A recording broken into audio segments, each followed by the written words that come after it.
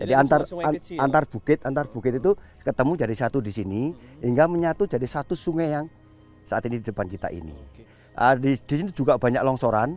Di sini juga banyak longsoran. Kalau hitungan kami itu ada lebih dari 13 titik longsoran besar dan kecil. Kurang lebih ada 7 sampai 10 pertemuan dari lereng-lereng bukit yang ada. Perjalanan lalu kami lanjutkan. Di tengah jalan, kami menemukan tanggul alam yang masih utuh, terdiri dari batu besar dan batang kayu.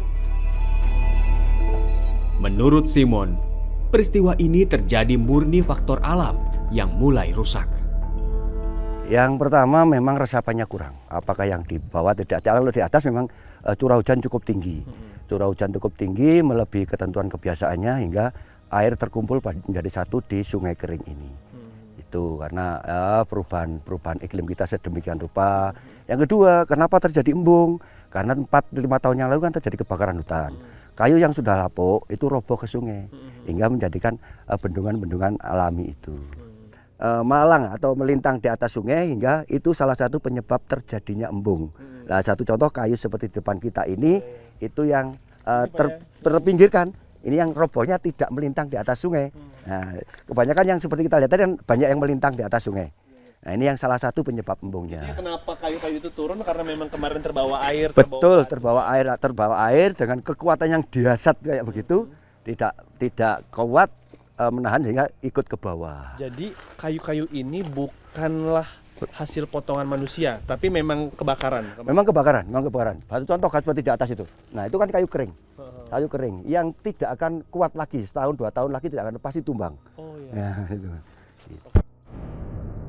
Dari sungai kami kemudian menelusuri ke atas bukit untuk membuktikan benarkah terjadi alih fungsi hutan. Sesampainya di atas, kami dikejutkan dengan kondisi pohon di sepanjang tebing hutan yang telah mati.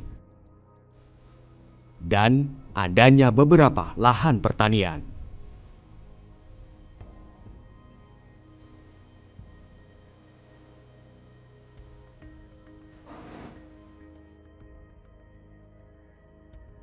Kami kemudian menemui Chandra Musi, Kepala Kesatuan Pemangku Hutan Perhutani Malang, untuk mengetahui apa yang terjadi di kawasan hutan Batu.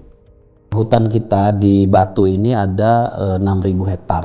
Nah, kemudian dari total luas kota Batu, daya tangkap airnya itu mencapai 21.000 hektar. Nah, ini ada 32%.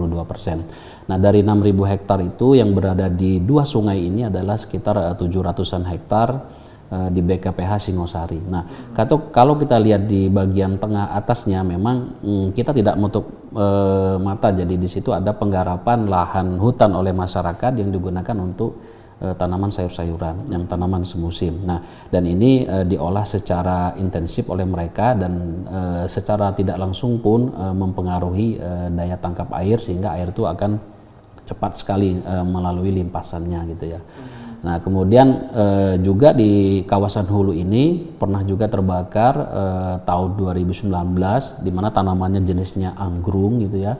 Tanaman tahun 2003. Nah, ketika terbakar yang cukup masif ini mati total dan tidak berfungsi lagi dia. Nah, ketika hujan besar ini turun maka dia akan tumbang. Nah, tumbang. Lalu benarkah terjadi alih fungsi lahan di kawasan hutan Batu? Dari total 6.000 tadi seluruh kota Batu ya itu ada mencapai 2.000-an hektar. Jadi digarap ya. Jadi digarap lahannya sehingga menjadi membuat terjadinya penurunan fungsi dari hutan. Hutan itu kan paling tidak ada 3 fungsi ya. Jadi fungsi konservasi, kemudian ada fungsi lindung dan juga fungsi produksi. Nah, terutama di fungsi produksi ini sebagian besar hampir ada penggarapan lahan oleh masyarakat. Kemudian juga di fungsi lindung juga sebagian besar ada penggarapan oleh masyarakat. Nah, dengan adanya penggarapan ini itu mempengaruhi fungsinya tadi menjadi tidak berjalan dengan baik seperti itu.